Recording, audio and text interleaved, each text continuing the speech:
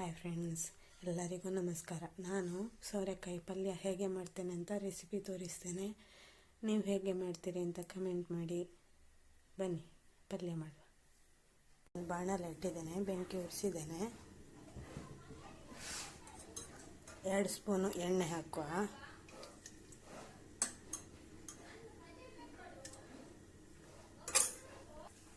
ಆಮೇಲೆ ಇದಕ್ಕೆ 1 ಸ್ಪೂನು ಉದ್ದಿನಬೇಳೆ ಹಾಕುವ.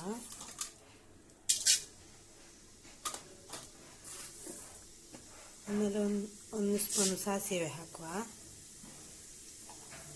ಆಮೇಲೆ ಒಂದು ಸ್ವಲ್ಪ ಬೇವು ಸೊಪ್ಪು, ಒಂದು ಕಾಯಿ ಮೆಣಸು ಹಾಕುವ, ಒಣಮೆಣಸು.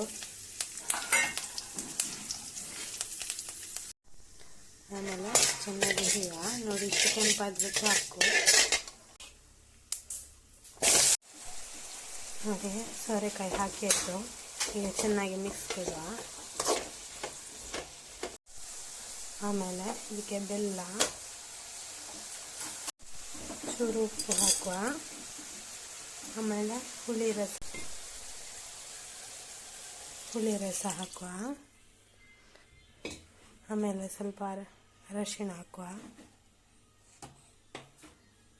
ಒಂದು ಅರ್ಧ ಟೀ ಸ್ಪೂನ್ ಹಾಕುವ. ಇದು ಇನ್ನು ಚೆನ್ನಾಗಿ ಬೇಯಲಿ, ಮುಚ್ಚಿಡುವ. ಹಾಗೆ ಇವತ್ತು ಮಧ್ಯಾಹ್ನಕ್ಕೆ ಸೋರೆಕಾಯಿ ಪಲ್ಯ ಮತ್ತು ಟೊಮೆಟೊ ಸಾರು ಮಾಡಿದ್ದು. ಟೊಮೆಟೊ ಸಾರು ನೋಡಿ, ನಮ್ಮ ತೋಟದಲ್ಲಿ ನವಿಲು ಮತ್ತು ಮಂಗ.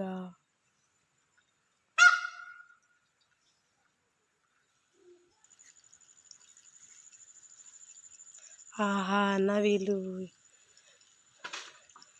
ಗರಿಯೊಂದು ಬಿಚ್ಚಲಿಲ್ಲ. ಚೆನ್ನಾಗಿದೆ ನೋಡಲಿಕ್ಕೆ.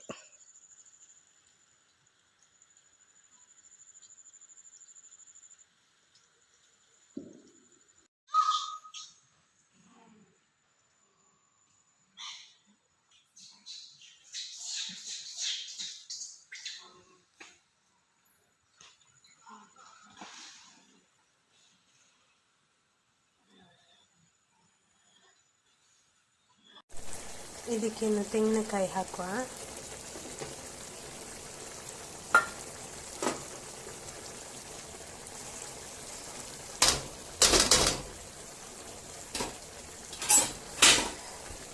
ಚೆನ್ನಾಗಿ ಮಿಕ್ಸ್ ಕೊಡುವ.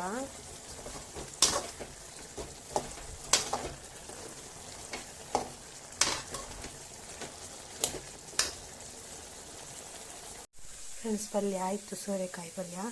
ನೀವು ಹೇಗೆ ಮಾಡ್ತೀರಿ ಅಂತ ಕಮೆಂಟ್ ಮಾಡಿ.